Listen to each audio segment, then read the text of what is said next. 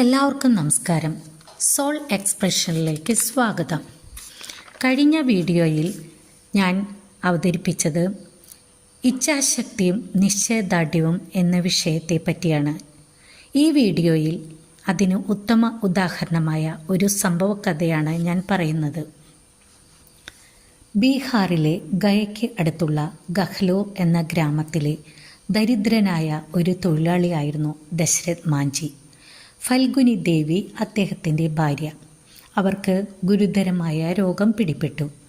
അവിടെയുള്ള ആളുകൾക്ക് എന്തെങ്കിലും രോഗം വന്നാൽ ഒന്നില്ലെങ്കിൽ മരണം, അല്ലെങ്കിൽ അവർക്ക് അവിടെയുള്ള വലിയ പർവ്വതം കയറിയിറങ്ങി വേണം അടുത്തുള്ള പട്ടണത്തിൽ എത്തിച്ചേരാൻ. അവിടെയാണ് ആശുപത്രി ഉള്ളത്.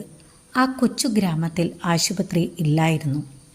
അസുഖബാധിതനായ തൻ്റെ ഭാര്യയെ തോളിലേറ്റി അദ്ദേഹം പർവ്വതം കയറിയിറങ്ങി. ആശുപത്രിയിൽ എത്തുന്നതിന് മുമ്പ് ഭാര്യ മരിച്ചു. ഈ സംഭവം മാഞ്ചിയുടെ ജീവിതത്തിൽ വലിയ മാറ്റം വരുത്തി. അദ്ദേഹം തൻ്റെ ഭാര്യയുടെ മരണത്തിന് കാരണം ആയ പർവ്വതം തുരന്ന് റോഡുണ്ടാക്കാൻ തീരുമാനിച്ചു. 1960 അദ്ദേഹം ഒറ്റയ്ക്ക് ഉളിയും ചുറ്റികയും ഉപയോഗിച്ച് പർവ്വതം കൊത്താൻ തുടങ്ങി. നാട്ടുകാർ അദ്ദേഹത്തെ പരിഹസിച്ചു. ഇയാൾക്ക് വട്ടാണ്, അസാധ്യമായ കാര്യമാണ് ഇയാൾ ചെയ്യുന്നത് എന്ന് പറഞ്ഞ് എല്ലാവരും കളിയാക്കി. അദ്ദേഹം അതൊന്നും ശ്രദ്ധിച്ചില്ല. കൂടുതൽ നിശ്ചയദാർഢ്യത്തോടെ അയാൾ തൻ്റെ പണി തുടർന്നു. ക്ഷമയോടും ദൃഢനിശ്ചയത്തോടുമുള്ള ഈ പ്രവൃത്തി 22 വർഷം നീണ്ടുനിന്നു. 1982 അദ്ദേഹം 360 അടി നീളവും 30 അടി ഉയരവും 25 അടി വീതിയുമുള്ള ഒരു പാത പർവ്വതത്തിനുള്ളിലൂടെ സൃഷ്ടിച്ചു. ഇത് ഗഹ്ലോ ഗ്രാമത്തെ അടുത്ത നഗരവുമായി ബന്ധിപ്പിച്ചു. മല കയറിയിറങ്ങി അടുത്തുള്ള നഗരത്തിൽ എത്തണമെങ്കിൽ ദിവസങ്ങളോളം അതികഠിനമായ യാത്ര ചെയ്യണമായിരുന്നു. 55 കിലോമീറ്റർ ദൈർഘ്യമുള്ള യാത്ര 12 കിലോമീറ്ററായി ചുരുങ്ങി. ദശരഥ് മാഞ്ചിയുടെ ഈ അത്ഭുതകരമായ പ്രവൃത്തി അദ്ദേഹത്തെ മൗണ്ടൻ മാൻ എന്ന പേരിൽ അറിയപ്പെട്ടു.